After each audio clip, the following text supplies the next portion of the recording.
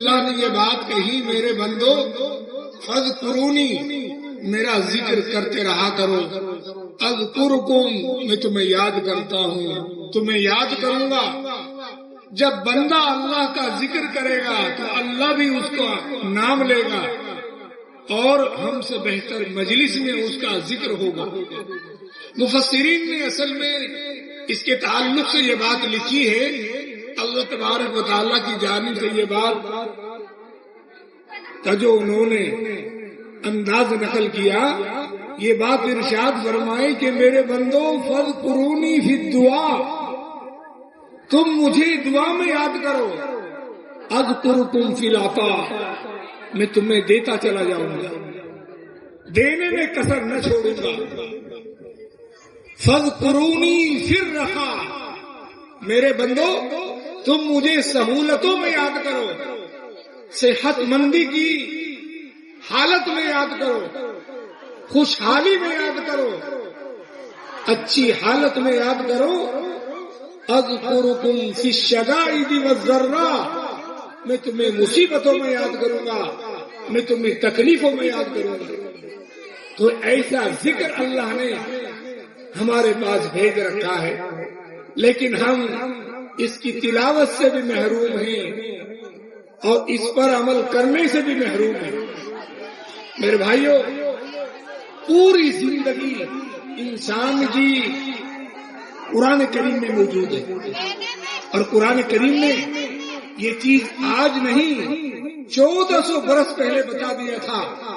4 چیزوں کے بارے میں سورہ رحمان، الرحمن علم القرآن خلق الانسان علمہ البیان، یہ 4 چیزیں چوٹی کی چیزیں ہیں۔ الرحمن اللہ کے ناموں میں سب سے بہترین نام ہے،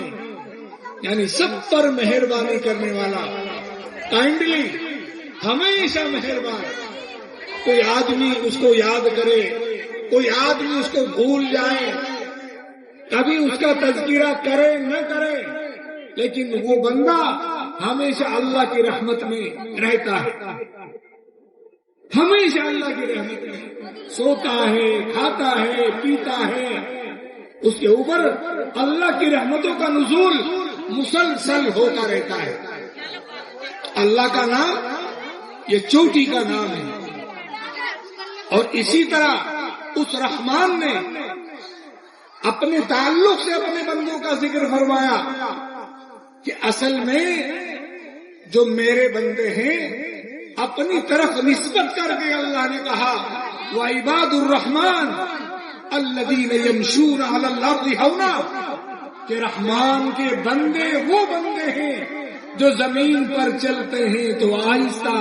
سلو چلتے ہیں، ان کی چال ڈھال میں کوئی تکبر نظر نہیں آتا، ان کی بات میں کسی طرح کا کوئی تکبر اور گھمنڈ نظر نہیں آتا۔ میرے بھائیوں، اگر کبھی کسی سے واسطہ پڑ جائے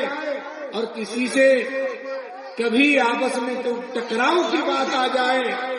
تو قرآن کریم کے حوالے سے یہ بات اللہ نے نقل فرمائی، وَإِذَا خَاطَبَهُمُ الْجَاهِلُونَ قَالُوا سَلَامًا، اگر کسی جاہل سے واسطہ پڑ گیا تو بس سلام کر کے بات کو ختم کر دیتے ہیں۔ بھائی میں آپ سے الجھنا نہیں چاہتا، میں زیادہ لمبی بات آپ سے کرنا نہیں چاہتا، ٹھیک ہے بھائی صاحب سلامت،